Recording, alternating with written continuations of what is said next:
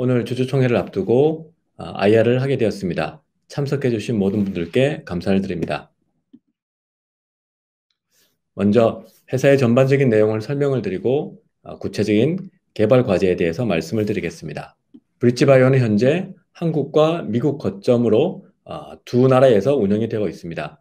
한국에서는 임상 단계 핵심 과제의 연구 개발을 주도하고 미국에서는 자체 발굴 연구와 신기술 검토 협업을 하고 있습니다.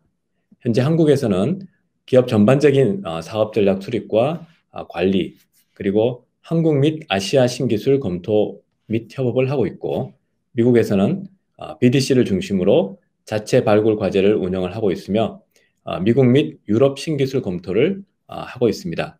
이를 보강하기 위해서 2월 달에 100억 규모의 증자를 해서 BDC에서 본격적으로 신약 발굴을 할 수 있도록 지원을 하고 있습니다. 브릿지바이오의 장기 비전입니다. 저희는 영업 현금 흐름 측면에서 독립적 운영이 가능한 혁신 신약 중심의 글로벌 바이오텍 회사로 성장하는 것이 저희의 비전입니다. 지난 5년 동안 준비를 착실히 했다고 생각을 하고 있고, 현재는 올해를 포함해서 5년 동안 성장기로 목표를 정하고, 이 기간 동안 글로벌 연구 및 개발 바이오텍 회사로 성장을 하겠습니다. 특히 자체 발굴 역량을 강화하고, 이로 인해서 총 7개 임상 과제를 2025년 말까지 진행을 할 예정입니다. 그 중에 한 과제는 FDA 허가를 목표로 하고 있습니다. 기술 이전 성과를 바탕으로 안정적인 현금 흐름을 만들 예정이고, 이러한 성과를 받침하기 위해서 총 100명 규모로 인력을 보강할 예정입니다. FDA 허가를 받은 이후 2026년부터는 투자적인 영업을 선진국에서 하려고 하고 있습니다. 이를 바탕으로 글로벌 상업화 단계 바이오텍 회사로 성장하는 것이 저희의 장기 비전입니다. 이때는 로열티 및 매출 현금 흐름으로 독립 운영이 가능한 글로벌 바이오텍 회사가 될 것입니다. 2030년경에는 총 500명 정도 규모로 해서 한국에 헤드쿼터를 둔 명실상부한 글로벌 바이오텍 회사로 성장하도록 하겠습니다. 현재 저희는 총 26명의 인력을 보유하고 있습니다. 작년 2020년 1월 기준했을 때 연구개발 부문에서 12명에서부터 16명으로 늘었고, 경영 및 사업 부문에서 7명에서 10명으로 늘었습니다. 아마도 올해는 인원 증가 속도가 꽤 빠를 것으로 예상을 하고 있고, 보스턴과 한국에서 인력을 충원해서 최대 40명까지 인력이 보강될 것으로 생각을 하고 있습니다. 그래서 저희는 초기 사업 모델이었던 NRDO에서 탈피를 해서 자체 발굴 역량을 강화하고, 이로 인해서 내부 발굴과 외부 도입의 균형을 맞추는 균형 잡힌 바이오텍 회사가 되도록 하겠습니다. 말씀드린 대로 자체 발굴 물질을 지속적으로 만들어 나갈 예정이고, BDC가 본격적으로 가동이 되면서 이러한 자체 발굴이 훨씬 더 힘을 받고 있습니다. 또한 기존에 해오던 국내 및 해외에서의 딜소싱도 계속할 예정입니다. 그래서 향후에는 신약 후보 물질의 내부 및 외부 발굴 비율을 1대1 수준까지로 가서 균형 잡힌 바이오텍 회사가 되겠습니다. 2020년도 결산 요약입니다.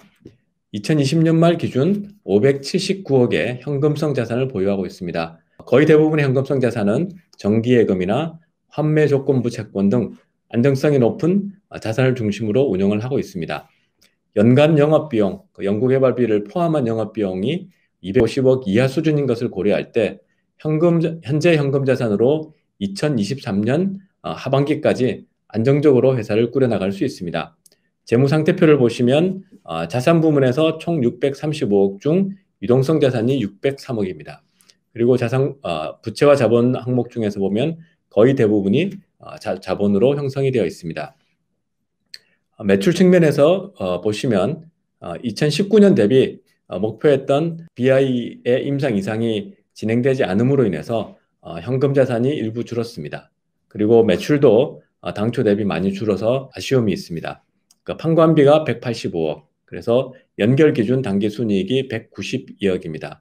그 중에서 연구개발 비용이 124억입니다. 개발 과제 중심으로 여러분들에게 업데이트를 드리겠습니다. 현재 저희는 미충족 의료 수요가 높은 분야에서 혁신 신약을 연구 개발하는 쪽에 집중을 하고 있습니다. 그리고 3개의 핵심 과제가 미국 IND 승인하에 임상 개발이 진행 중에 있습니다. BBT401, BBT877, 그리고 BBT176에 대해서는 향후에 자세히 말씀을 드리도록 하겠습니다. 또한 건국대학으로부터 가지고 온 BBT212는 현재 약물의 작용 기전 연구를 지속적으로 하고 있습니다. 자체 발굴 부문에서 보시면 BBT207 코드네임을 저희가 처음으로 붙였는데요. 아직은 확정은 아닙니다만 유력한 개발 후보 물질 단계에 있는 약물입니다. EGFR 저해제로 BBT176과는 다른 프로파일의 약물로 타그리소 내성 비소세포성 폐암 중에서 일부를 타겟으로 하는 치료제입니다. 현재 올해 상반기까지 개발 후보 물질을 확정을 하고 올해 하반기부터는 IND가 가능한 전임상 독성 시험을 진행할 예정입니다. 그 외에도 BDC 쪽에서 진행이 되고 있는 항암제 과제가 2개가 있습니다. 저희는 BDC 쪽에 최대 3개 내지 4개까지 자체 발굴할 수 있는 역량을 키워서 꾸준히 BDC를 통해서 신약 후보 물질이 자체 발굴되도록 할 예정입니다. 지난번과 비교했을 때 좀 변화가 있는 연구개발 부문에서의 주요 업데이트를 드리도록 하겠습니다. 먼저 관심이 많으신 BBT877의 경우 BBT877의 FDA C타임 미팅을 위한 분석과 추가 자료 생산이 완료되었습니다. 그래서 C타임 미팅 신청을 3월 31일까지 진행할 예정이고 현재 글로벌 CRO와 함께 잘 준비를 해서 미국 시간 기준 3월 30일대에 제출하는 것을 목표로 준비를 하고 있습니다. BBT401의 경우 중용량과 고용량의 환자 모집이 3월부터 진행 중에 있습니다. 우선 뉴질랜드에서 진행 중이고 저희 예상으로는 4월 중에 첫 환자 투여가 진행될 것으로 생각하고 있습니다. 4세대 EGFR 폐암 치료제인 BBT176의 경우 4월 1일 첫 환자 투여가 예정이 되어 있습니다. 그리고 그 외에도 4세대 EGFR TKI 자체 발굴 신약 후보 물질이 상반기 중에 후보 물질로 선정될 예정이고 미국에서 신약 후보 물질이 발굴이 본격적으로 진행이 되었습니다. 우선 관심이 많으신 BBT877에 대해서 말씀드리겠습니다. BBT877은 한국 연구진에 의해 개발 진행 중인 계열 내 최초 오토택신 저해제입니다. 갈라파고스의 선두물질 개발이 중단되면서 저희가 계열 내 최초가 되었습니다. 물론 계열 내 최초가 되면 헤쳐나가야 될 어려움도 당연히 많겠습니다만 그만큼 업사이드가 큰 상황이 되었습니다. 작년 11월 파트너사로부터 권리를 반환받은 이후에 자체 개발에 중점을 두고 여러 가지를 준비 중에 있습니다. 타입 C 미팅을 3월 31일까지 신청을 하고 상반기 내에 FDA 미팅을 완료할 예정입니다. FDA로부터 확인을 받으면 특발성 폐섬유증 치료제의 임상 이상을 연내에 시작하는 것을 목표로 준비할 예정이고 이 특발성 폐섬유증 이외에도 오토택신 저해제가 가능성이 있는 삼중음성 유방암 등 항암제로서의 개발도 모색을 하고 있습니다. 잘 아시다시피 BBT877은 레고캠에서 처음 발굴을 했고 2017년 5월 달에 도입을 한 이후에 약 2년이 좀 안 되는 기간 동안 전임상과 임상일상을 마치는 상태에서 베링거 인겔하임에게 라이선스 아웃 되었습니다. 베링거 인겔하임에게 라이선스 아웃 될 때는 그 규모와 업프런트 규모 면에서 국내에 새로운 이정표를 만들었습니다. 아쉽게도 작년 11월 베링거 인겔하임으로부터 권리를 반환을 받았습니다. 그리고 그 이후에 저희가 자체 평가를 했고요. 또 놀랍게도 올해 2월 달에 경쟁 약물인 갈라파고스의 GLPG1690이 뜻하지 않은 이유로 개발이 중단이 되어서 BBT877이 오토택신 저해제 측면에서는 계열 내 최초가 되는 상황 변화가 있었습니다.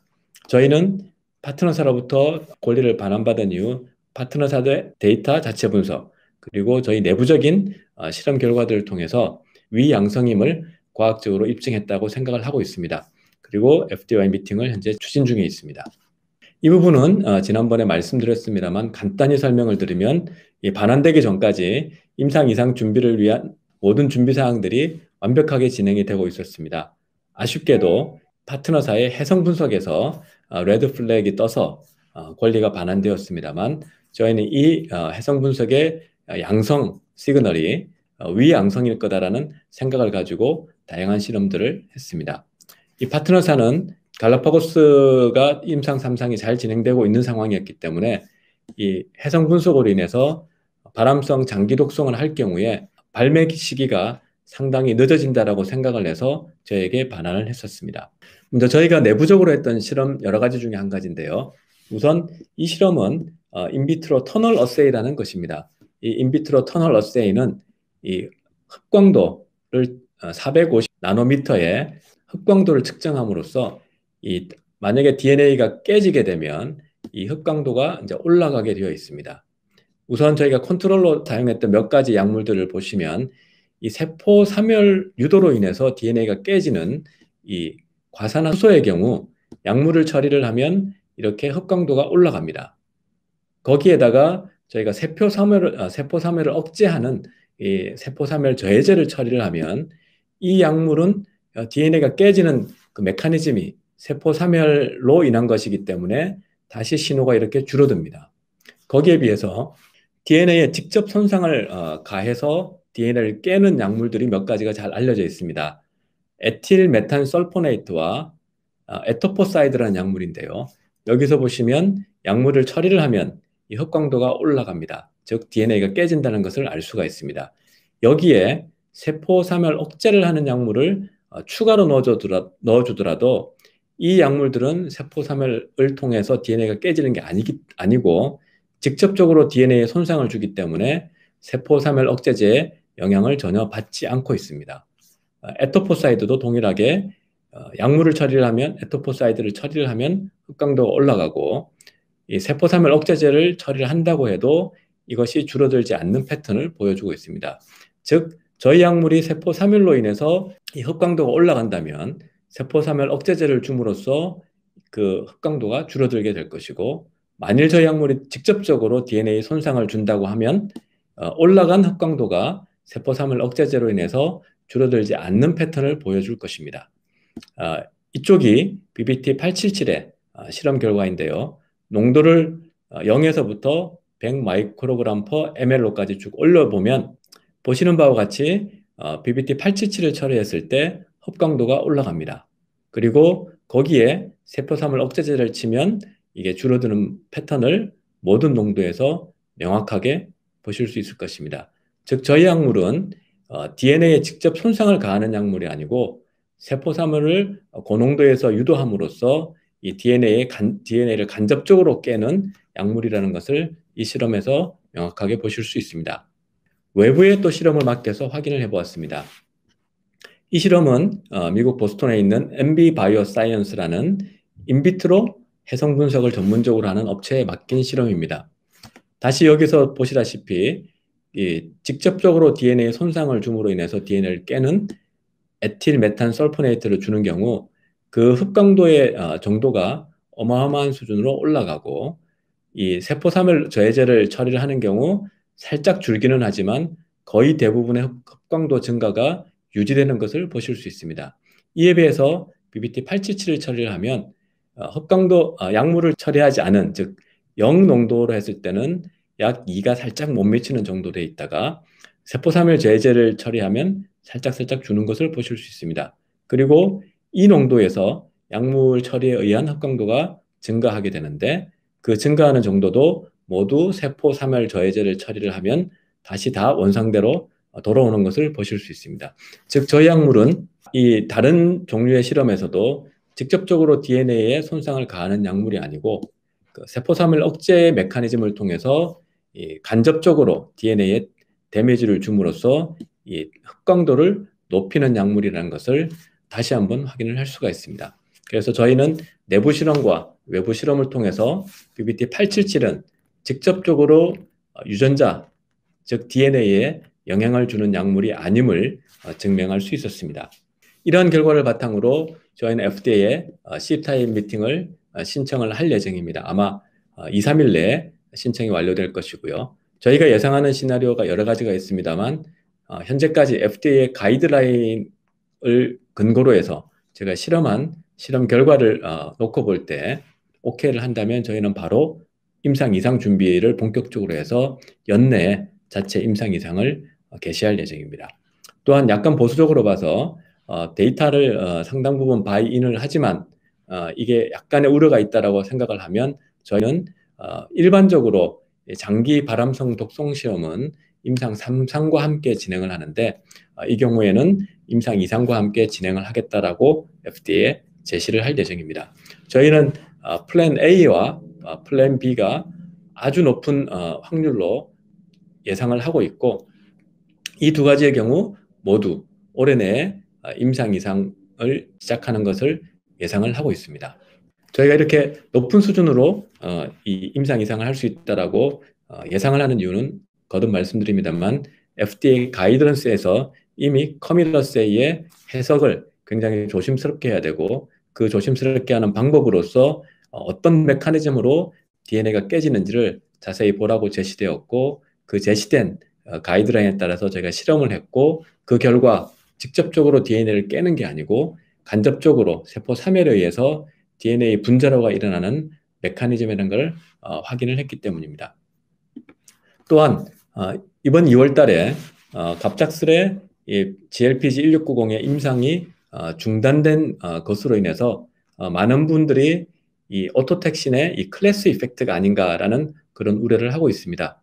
먼저 이 갈라파고스 1690의 임상 중단에 따른 변화를 저희 측면에서 해석을 해보면 두 번째 계열 내에서 두 번째로 갈라파고스를 따라가던 입장에서 계열 내 최초가 되었기 때문에 저희가 상업화에 성공한다면 퍼스트 클래스의 프리미엄을 누릴 수 있는 그런 상황이 되었습니다.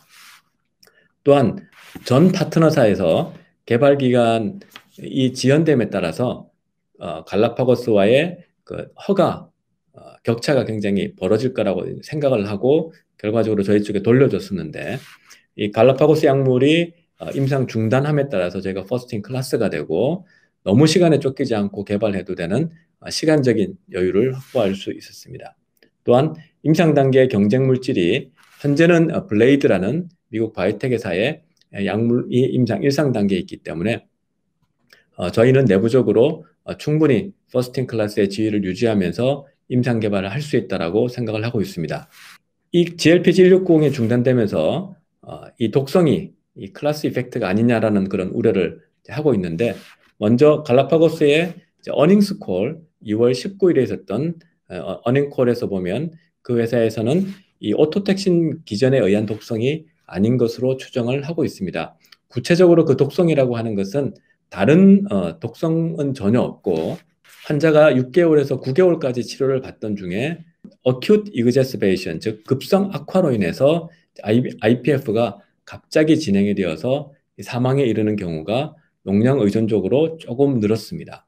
그리고 여기에 대해서 갈라파고스는 이 급성 악화로 인한 이 사망이 오토택신 저해 기능에 의한 것은 아닌 것 같다라고 추정을 하고 있습니다. 그리고 이 갈라파고스 약물이 이런 급성 독성을 조금 나타내더라도 아마 약효가 좀 좋았다면 충분히 임상 2상, 3상을 계속할 수 있는 것으로 저희는 예상을 하고 있는데 아쉽게도 갈라파고스 약물은 약효를 보이지 못하고 있습니다. 이에 대해서 일단 이 클래스 이펙트, 갈라파고스의 약물에 약효가 없던 것이 혹시 오토택신 저해제의 전반적인 것이 아니냐라는 그런 우려가 있는데 이것은 BMS가 오토택신 직접 저해제가 아니고 간접 저해하는 방식으로 임상을 이상을 했을 때 약효가 나온 것을 봐서는 오토택신의 저해를 통해서는 약효를 충분히 보일 수 있다고 생각을 하는데 저희가 이제 비교가 되는 것은 저희 약물은 이 임상 바이오마커 측면에서 90% 이상의 오토택신 저해를 보이는 반면 이 갈라파고스 약물은 임상 이상 결과를 보면 60%를 조금 넘는 선에서 이 저해를 보였습니다. 그래서 저희의 90% 이상과 갈라파고스의 60% 이상이 어떤 차이를 나타내는 것이 아닌가 이렇게 생각을 하고 있습니다. 종합하면 이 갈라파고스 약물의 임상 중단으로 인해서 저희가 입증해야 될 것이 조금 늘은 것은 사실이지만 이 업사이드가 그만큼 늘어남으로 인해서 어차피 저희는 임상 이상에서 이런 부분들 충분히 어드레스하기 위한 디자인을 가지고 있기 때문에 현재 임상 계획이 원활히 진행된다면 퍼스트 클래스로서의 프리미엄을 충분히 누릴 수 있다고 생각을 하고 있습니다. 이 데이터가 저희가 갈라파고스 약물과 저희 약물의 어떤 임상 과정에서의 잠재적인 독성의 차이를 저희가 제시하는 약물입니다. 이 실험은 인비트로에서 여러 종류의 세포들에서 이 약물이 얼마 정도의 농도에서 이 세포의 50%를 죽이는가라는 그런 세포 독성 시험입니다. 여기서 보시다시피 오페브는 당초에 항암제로 개발되고 있었기 때문에 여러 가지 종류의 약물의 세포에 사실은 세포 독성을 보이고 있습니다. 갈라파고스 약물의 경우 동일하게 폐유래 세포나 그 다음에 간유래 세포의 일부에서 꽤 높은 정도의 이 독성을 보이고 있습니다. 그에 비해서 저희 약물은 약물의 농도가 100 마이크로몰 이상이 되더라도 세포에 독성이 없는 것을 보실 수 있습니다. 아마도 저희 생각에는 갈라파고스 약물이 6에서 9개월 동안 치료를 받은 환자들에서 일부 환자들에서 급성 IPF 악화를 보인 이유가 이런 누적된 아주 높지는 않지만 꽤 의미 있는 규모의 세포 독성이 누적이 되면서 환자들 중에 일부가 상태가 아주 안 좋은데 그 상태를 악화시키는 게 아닌가 이렇게 생각을 하고 있습니다. 이를 입증하기 위해서 저희가 몇 가지 실험들을 계속 진행 중에 있습니다. 종합해서 말씀드리면 BBT-877에 반환 이후에 내외부에서 모두 일관된 긍정적인 결과를 얻었습니다. 이를 바탕으로 저희는 FDA C타임 미팅을 곧 신청할 예정입니다. 그리고 경쟁사의 개발 중단으로 인해서 개발 지연에 따른 시장 위험이 사라지고 퍼스트 클래스의 장점을 부각할 수 있는 좋은 포지션이 되었습니다. 이러한 여러 가지 정황들로 인해서 레고캠이 협력 강화의 의미로 50억 유상증자를 이미 실시를 했고요. 저희는 이 변화된 상황 속에서 BBT-877이 새로운 IPF 치료제로 허가받는 날까지 환자들의 삶의 질을 개선하기 위해서 최선을 다해서 개발할 예정입니다. 여러분들 계속 관심 가지고 지켜봐 주시기 바랍니다. 다음은 BBT-401입니다. BBT-401에 대해서는 여러분들이 잘 알고 있기 때문에 몇 개의 장표는 간단히 넘어가도록 하겠습니다. 임상 이상 2A의 저용량군에서 저희는 약 30% 정도의 환자군에서 반응을 보여서 아주 기본적인 약효는 확인했다고 생각을 하고 있고 현재 중고용량군에서의 실험을 준비 중에 있습니다. 꽤 긴 준비 기간을 통해서 뉴질랜드에서는 IND 승인이 완료되었고 현재 미국과 한국, 폴란드, 우크라이나에 모두 IND를 접수를 한 상태입니다. 저희는 기대하기는 한국과 미국에서 IND 승인이 4월 중에 나고 그러면 저희가 아마도 5월 중에 한국에서 본격적인 환자 모집이 시작될 것으로 예상을 하고 있습니다. 이미 이제 승인한 뉴질랜드의 경우 이미 이제 환자 스크리닝 작업은 시작이 되었고요. 그 중에서 아마 첫 환자가 뉴질랜드에서 4월 중에 이 약물을 복용할 예정입니다.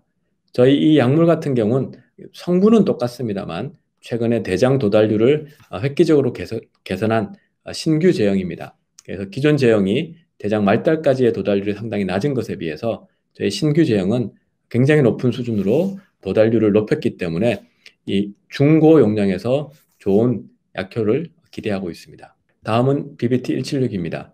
이 타그리수 내성 비소세포성 폐암으로 이 4세대 표적 항암제이고요.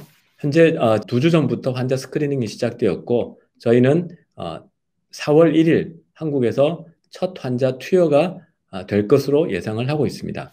그리고 BBT-176의 C797S 3중 돌연변이뿐만 아니고 2중 돌연변이를 치료할 수 있는 다른 후보물질도 열심히 찾고 있습니다. 잘 아시다시피 1, 2세대 약제가 1차 약제로 사용이 되고 타그리소와 레저티닙이 2차 약제로 사용이 되는 현재 상황인데 향후에는 이 타그리소가 1차 약제로까지 사용을 넓혀나갈 예정입니다. 이 1차, 2차 약제가 사용이 되고 나면 C797S라는 새로운 돌연변이가 생기면서 3중 돌연변이가 되는데 여기를 타겟으로 하는 치료제가 BBT-176입니다. 현재까지 이 3중 돌연변이를 치료할 수 있는 약제는 허가받는 것은 당연히 없고요. 이번 주 중에 환자 투여가 되면 환자에 투여된 전 세계 최초의 4세대 EGFR 저해제가 될 것으로 예상을 하고 있습니다. 약효 측면에서 보면 이 동물 실험에서 보시면 BBT-176의 고용량군에서는 암이 전혀 성장하지 않는 것을 보실 수 있습니다. 환자 유래 세포를 가지고 실험을 했을 경우에 BBT-176의 경우 하루 한 번 그리고 100mg per kg으로 경구로 투여했을 때 종양이 거의 사라지는 수준으로까지 줄어드는 것을 보실 수 있습니다. 이 작은 그래프는 저희가 경쟁사로 생각하고 있는 블루프린트가 발표한 이 PDX 동물 모델 실험인데요. 동일한 곳에서 CRO에서 했다고 추정을 하고 있습니다. 보시는 바와 같이 경쟁사 약물은 종양의 크기를 약간 줄여주기는 하지만 리그레션까지는 가지 못하는 것을 보실 수 있습니다. 그리고 BBT176이 이 삼중 돌연변이까지 일으키는 이 폐암이 많은 경우 뇌전이가 되기 때문에 뇌전이 종양 억제 실험을 했는데 뇌전이 종양 억제 효력이 뚜렷한 것을 보실 수 있습니다. 이거는 뇌전이 같은 경우는 그 종양의 크기를 직접 잴 수가 없어서 좀 광학적인 방법으로 얼마만큼 뇌에 종양이 퍼졌는지를 보게 되는데 이 시그널이 높을수록 뇌전이가 많이 되는 것입니다. 저희 약물의 경우는 거의 완전한 수준으로까지 억제하는 것을 보실 수 있습니다. 저희가 추정하는 시장입니다. 당연히 저희 약물은 비소세포성 폐암 중에서 EGFR의 돌연변이가 있고 그리고 2차 약제로 태그리소를 쓴 환자들에서 나오는 C797S 돌연변이를 타겟으로 하기 때문에 당연히 태그리소의 환자들보다는 적습니다. 다만 저희가 추정할 때 주요 선진국 7개 국가에서 대략 한 5,000명에서 6,000명 정도가 저희의 타겟 페이션트가 될 것으로 예상을 하고 있고 중국을 포함한다면 이 숫자는 상당히 조금 더 커질 수 있을 것 같습니다. 그리고 앞에서 말씀드렸듯이 이 태그리소가 1차 약제로 사용을 하는 경우 C797S 돌연변이의 증가가 더 늘어날 것으로 생각을 하고 있고 현재 보여드리는 이 추정 시장 계산은 태그리소가 2차 약제로 사용된 것을 근거로 했습니다. 그래서 연간 최대한 8,000명 정도의 환자들이 있을 것으로 추정을 하고 현재 사용되고 있는 약물들과 유사한 정도의 약가를 산정을 했을 때 저희는 10억 불에서 20억 불 정도의 시장이 C797S 3중 돌연변이 시장이라고 생각을 하고 있습니다. 현재 저희는 특허를 전 세계 20개국에 출원을 해서 현재 검토를 받고 있습니다. 다른 내용은 동일하고 아까 말씀드린 바와 같이 임상 개시가 환자 모집이 이미 시작이 되었고 아마 첫 환자가 4월 1일 투약 예정으로 되어 있습니다. 그리고 BBT201이라고 저희가 코드네임을 잠정적으로 붙여준 새로운 신규 EGFR 표적 저해제에 대해서 간단하게 또 말씀을 드리겠습니다. 이미 말씀드린 바와 같이 이 암을 유발하는 EGFR 돌연변이가 보통 DEL19 혹은 L858R 두 가지가 있는데 1, 2세대 약물을 먹고 그 다음에 T790M 돌연변이가 생기면 타그리소를 먹습니다. 그래서 이 C797에서 3중 돌연변이가 생기면 이것을 타겟으로 하는 약물이 BBT176입니다. 최근에 타그리소가 1차 약제로 많이 사용되면서 이 암 유발 돌연변이 즉 DEL19 혹은 L858R과 함께 바로 C797S 돌연변이가 생기는 이중 돌연변이가 생길 수 있습니다. 이러할 경우에는 현재 치료약제 옵션들이 상당히 제한되어 있는데 저희가 자체 발굴하고 있는 BBT207 아직은 잠정적입니다만 207의 경우는 이중 돌연변이와 여기서 생기는 이중 돌연변이와 3중 돌연변이를 동시에 잡을 수 있는 약물입니다. 인비트로 데이터를 보여드리면 이 돌연변이가 전혀 없는 건강한 EGFR, 3중 돌연변이, 2중 돌연변이 이렇게 보실 수 있습니다. BBT207의 경우 3중 돌연변이에도 인비트로 세포 기반 실험에서 아주 좋은 효과를 보이고 있고 2중 돌연변이에서도 상당히 좋은 약효를 유지를 하고 있습니다. 또한 타그리스와 동일하게 이 암유발 돌연변이와 T790M 두 가지를 가지고 있는 기존 이중 돌연변이에도 약효가 꽤 좋습니다. 그리고 다른 약물들도 상당히 좋은 약효를 보이고 있어서 저희가 이 약물들 중에 일부를 골라서 최종적으로 개발 후물질로 선정할 예정입니다. 추가적인 실험들이 계속 진행이 되고 있고 올 상반기까지 개발 후물질을 선정을 하면 자체 발굴 1호 신약 후물질이 되고 바로 하반기부터 GLP 전임상을 개시를 할 예정입니다. 마무리하도록 하겠습니다. 올해 저희는 기존 개발 과제를 속도를 계속 낼 예정이고요. BBT401의 경우는 중고 용량 환자 투여가 4월 달에 예상이 되고 있습니다. 176의 경우는 환자 투여가 바로 임박해 있고요. 그리고 877의 경우 FDA C타임 미팅 3월 말까지 신청을 하고 6월 말까지 FDA와의 미팅을 완료하도록 하겠습니다. 그리고 BBT 877 후속 임상과 관련돼서 C타임 미팅의 결과가 나오면 바로 진행할 수 있도록 준비를 만반에 할 예정입니다. 그리고 자체 발굴 역량의 증거로서 EGFR의 새로운 돌연변이 약물을 잠정적으로 BBT207로 정했고 상반기 중에 확정을 해서 전임상을 개시할 예정이고요. 보스턴 디스커버리 센터에서의 현재 항암제 개발도 순조롭게 진행이 되고 있고 내년 중으로 개발 후보가 1호가 나오지 않을까 생각을 하고 있습니다. 글로벌 기술 이전 측면에서는 BBT401과 176 중에 한 가지를 글로벌 라이센스 아웃을 제가 추진을 하고 있습니다. 염두에 두고 있고 올해 혹은 내년 상반기를 타이밍으로 잡고 있습니다. 그리고 기존에 계속해오던 NRDO 모델로서 글로벌 딜소싱을 계속해서 기존에 국내에서 대부분 했던 딜소싱을 해외로까지 넓히는 일도 계속 진행할 예정입니다. 마무리하겠습니다.